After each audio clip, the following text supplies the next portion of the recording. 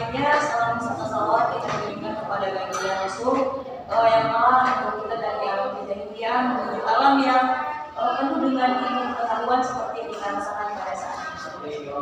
Sebelum kita memasuki ke bagian inti, patah pernah mengatakan tak kenal maka tak sayang, tak sayang maka tak kita.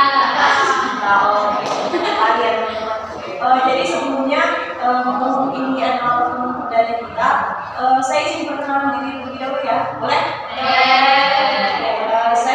Saya adalah Dea Puryanti, salah satu asisten dosen dari Ibu Zakia yang diamanahkan kebetulan pada hari ini Ibu Zakia sedang berhalangan hadir, jadi saya akan menggantikan untuk diskusi di lokal MPI 1A ya. Luar biasa sekali antusias dari MPI 1A ya. Untuk materi yang sebelumnya itu kalian mempelajari tentang apa? Ingat ya? Ya.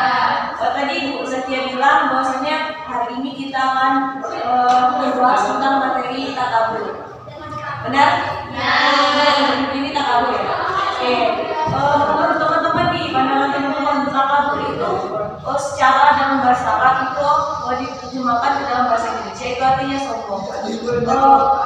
Menurut pandangan Balki sendiri nih, kalau sombong itu bagaimana sih, Kis?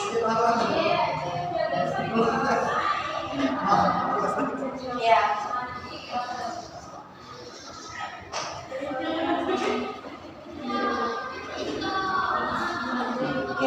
Oke ya, benar sekali ya Balki ya. Bahwasanya sombong itu adalah sifat tercela. Selanjutnya lagi nih, kalau ini siapa namanya pakai baju putih? Indah, oh ya Indah ya. Kita belum terlalu kenal ya, jadi tadi habis kenalan sama Balki di depan. Ya kita tidak perlu terlalu tegang ya, santai saja. Ya, karena kita juga mungkin baru setahun 2 tahun lah ya di umurnya gitu. Menurut kalian tidak ya? Kalau sombong itu gimana sih? Menurut saya sombong itu adalah membanggakan diri sendiri. Jadi orang yang takabur itu melihat orang lain itu di bawahnya. Jadi itu merasa paling hebat, paling lebih dari orang lain. Ya benar sekali ya yang dikatakan bahwasanya orang sombong itu merasa dirinya paling hebat, paling bisa segala-galanya, padahal kan manusia tidak bisa hidup tanpa orang lain. Memang bisa kalau baru lahir langsung mati sendiri, bisa kan? Kalau meninggal menggunakan tubuh sendiri bisa. Itulah mengapa takabur merupakan salah satu perbuatan tercela atau sombong tadi ya, karena kita hidup di dunia ini berdasarkan kita membutuhkan orang lain untuk hidup. Jadi di sini saya akan menjelaskan sedikit bahwasannya menurut Islam sombong itu merupakan perbuatan yang tercela dan berbahaya serta tidak disenangi oleh Allah dan orang-orang sekitar kita yang melihat kita gitu. Karena tidak ada tempat di akhirat nanti untuk orang-orang yang sombong. Jadi sombong atau kesombongan dapat terjadi secara batinnya atau zahiriyah. Maksudnya sini batinnya itu secara hati, bukan kita sombong secara hati gitu. Terus kalau secara zahiriyah itu kan secara perbuatan. Nah, misal ibu nih punya apa ya? Punya sesuatu yang berharga lah, misalnya punya mobil gitu. Nah, terus kalau ada nih teman kita yang nggak punya gitu kan, langsung itu bawa mobil sombong-sombong pamer-pamerin ke tetangga itu salah satu contoh perbuatan dari zahiriyah gitu. Mungkin ya Ayu boleh salah satu penyebab sifat sombong itu salah satu penyebab dari sifat sombong.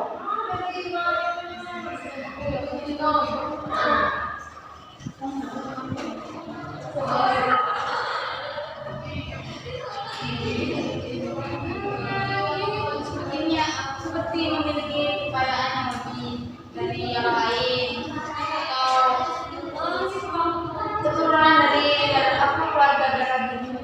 Dari ibu ya, konglomerat ya, konglomerat ya, nggak bisa jawab. Jadi yang benar sekali ya dari kita yang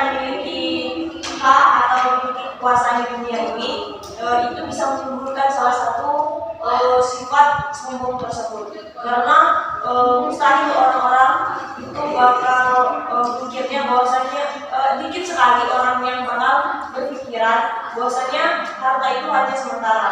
Dilihat dari banyaknya tragedi pada saat ini, itu ada istilah yang mengatakan lu punya uang, lu punya kuasa. Berarti dia sudah secara tidak langsung itu menyombongkan apa yang dia punya.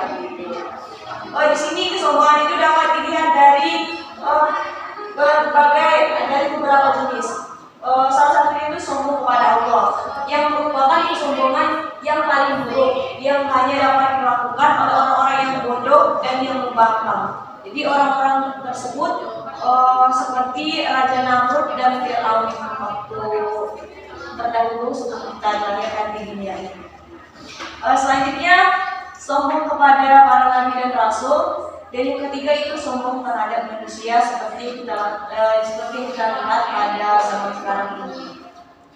Di samping itu juga dan ada 5 faktor yang menyebabkan sombong muncul dari dalam diri seseorang. Yang pertama, ilmu. Semakin tinggi ilmu kita, seharusnya kita semakin menunduk seperti padi. Nah, tapi kebanyakan orang semakin tinggi ilmunya, maka semakin semakin besar kepalanya. Bahwasanya saya punya ilmu, saya punya ini, saya punya itu, saya bisa ini, saya bisa itu. Kalau selanjutnya itu amal ibadah. Seharusnya amal ibadah itu tidak perlu disombongkan. Misal saya kemarin habis sedekah, habis apa, habis itu gitu kan. Nah, seharusnya nggak boleh gitu, karena berdasarkan apa yang kita beri itu kita harus ikhlas gitu. Dan apa yang kita lakukan juga harus ikhlas. Yang selanjutnya yang ketiga itu benar yang dikatakan oleh dia tadi, garis keturunan atau nasab, yang mana apabila dari oroknya atau dari kakek buyut nenek-neneknya itu sudah kaya, maka garis keturunannya juga mengikuti alur atau kaya juga. Oleh karena itu banyak yang berpikiran aku bakal dapat warisan segala, aku kaya, macam mana sih itu dia bakal berpikir atau mindset-nya itu bakal seperti itu terus sampai dengan keturunan yang berikutnya. Selanjutnya ini yang sering diperbincangkan oleh kaum hawa, yaitu kecantikan. Kecantikan ini ada yang secara alami dan ada yang juga secara ya telah ya teman-teman yang perempuan ya. Banyak sekali kaum wanita seperti yang membanggakan kecantikannya. Selanjutnya yang kelima itu harta kekayaan, di mana kita menemukan harta kekayaan kita seperti menyombongkan apa dia itu? Ya, menyombongkan apanya? Dengan apa itu biasanya Sandra?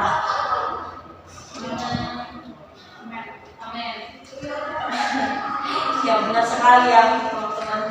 Di sini mungkin teman-teman sudah sedikit banyak mengenai tentang dia, cuma kita sedikit mengulas lagi aja ya. Di sini mungkin ada dari teman-teman yang belum paham. Ini siapa namanya di ujung? Nah, iya benar.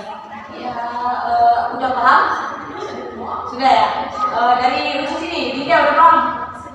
Chandra? Mau tanya ini Mau tanya aku boleh. apa saja cara-cara yang dapat dilakukan kita selama mahasiswa untuk menghindari sifat takabur? Oke, untuk menghindari sifat takabur ya. Sebagai seorang mahasiswa, kita memiliki mindset atau pikiran bahwasanya kita menuntut ilmu untuk kebaikan gitu kan. Kita menuntut ilmu untuk kebaikan, yang mana kita menuntut ilmu itu di jalan Allah untuk gimana ya, untuk kehidupan kita yang ini mendatang, bagaimana cara kita menerapkan atau mengimplementasikan ilmu-ilmu tersebut, dan tidak hanya dipendam saja. Sebagaimana mahasiswa itu kebanyakan ilmunya harus dipraktekkan di kehidupan masyarakat kan. Jadi ada juga yang mahasiswa itu yang tidak, aku ada ilmu itu, aku tidak berbagi lah, itu sudah masuk satu sombongan. Jadi kita harus menghindari sifat takabur tersebut. Cara kita menghindarinya yaitu yang pertama kita harus ikhlas, yang kedua kita bagaimana cara kita